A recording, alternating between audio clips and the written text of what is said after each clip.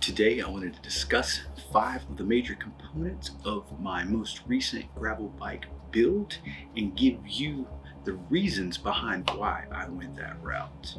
If you are in the process of building out a gravel bike or looking to do so soon, I hope that you find this helpful. You need to stick around to the very end because I have a bonus tip that I think will help you build your own ultimate gravel bike.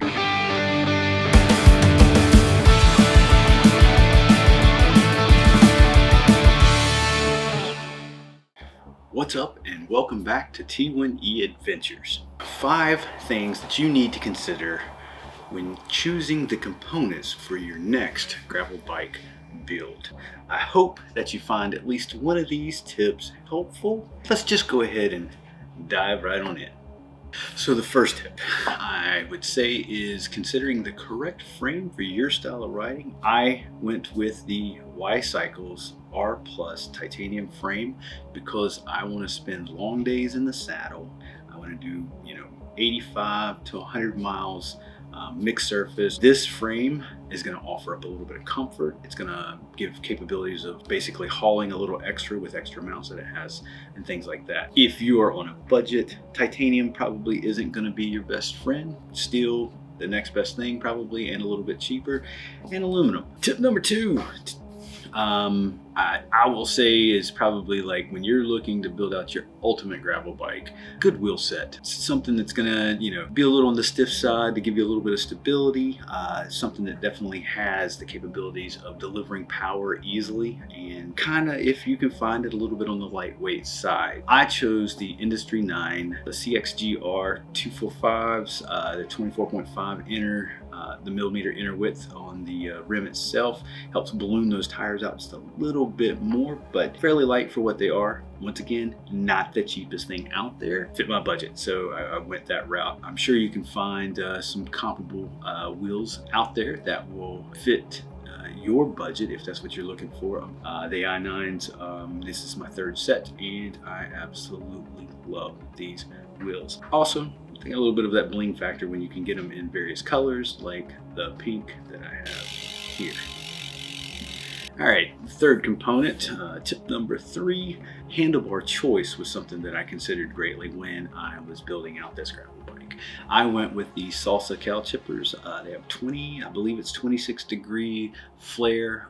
These are 44s as far as the width goes, and absolutely love these handlebars. One of the things that I looked for in this was the ease of getting from the hood to the drops, from the drops back up to the hood, and I wanted the flare to be a little bit on the larger side just so I can have a little bit more control with steering and things like that. Once again, extra stability.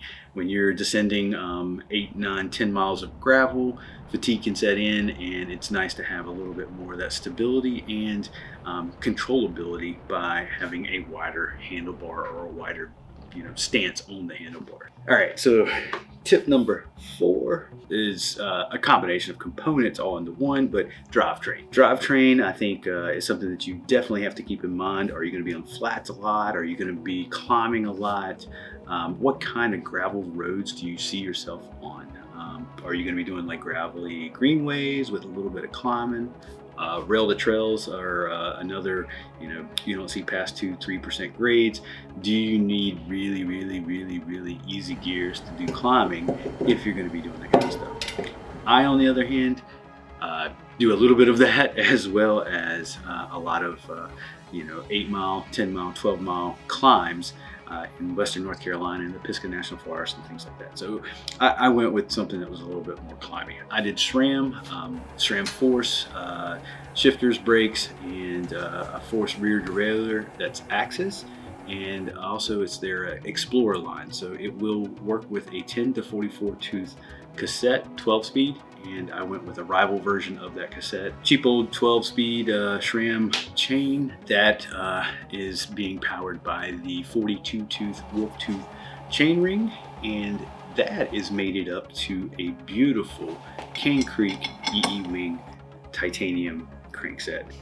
Number 5. Kind of saved this one for last issue because there is another bonus tip coming up. But tire choice. This is probably one of the things I get asked the most about all my gravel adventures and rides and things like that. People always want to know, what tire am I running now, and why? Tires, I mean, like, as far as your surfaces that you're going to be on, mixed surfaces, all gravel, you know, a little bit of sand, rock, whatever, you know, it's definitely gonna, your tread pattern is gonna depend on what you're looking for as far as the terrain that you're going to be on. Cost is a big factor in tires. Tires are not cheap, especially the ones that I went with. Tubeless, low pressure for the comfort side of things, sidewall bite so that you can transverse over.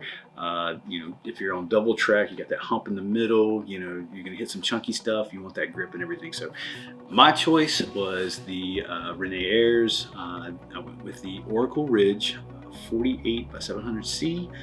They kind of measure out almost 51 millimeters wide on those Industry 9 rims that are 24.5 mils. The knobs on those are spaced out enough that they are phenomenal on gravel and mixed surface and on things like sand rock. They're also not so far spaced out that on tarmac and harder surfaces, they roll so smooth and so easy and effortlessly. So I do think that these are some of the best tires engineered out there right now currently. Tire choice, definitely something that you got to consider when building out your gravel bike.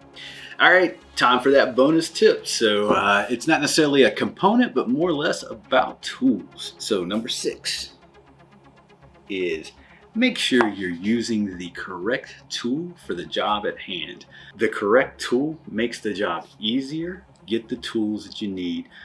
This will help you out also in the future when you are performing maintenance on your bike. So tools, have the correct tool for the job. Would love to know what you think about some of the comments and suggestions that I made. And are you looking to build a gravel bike soon? And if so, what components are you looking to do? I will answer and reply to every single comment on all my videos. So feel free to leave a comment down below.